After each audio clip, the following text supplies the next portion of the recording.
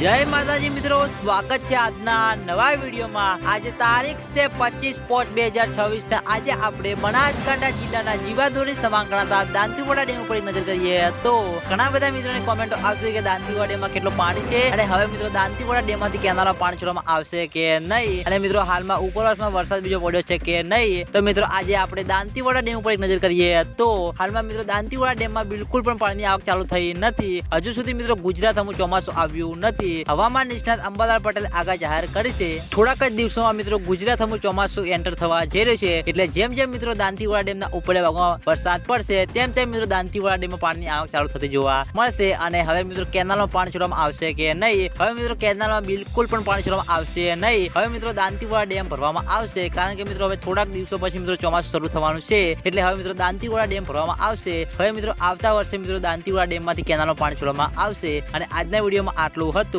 તમને બધાને આજનો વિડીયો કેવો લાગે છે કોમેન્ટ કરજો, અને અમારી ચેનલ ઉપર નવા હોય તો સૌથી પહેલા વિડીયોને લાઈક કરી દેજો, કોમેન્ટ કરી દેજો અને ચેનલને સબસ્ક્રાઇબ પણ કરી દેજો। તો મિત્રો જય માતાજી।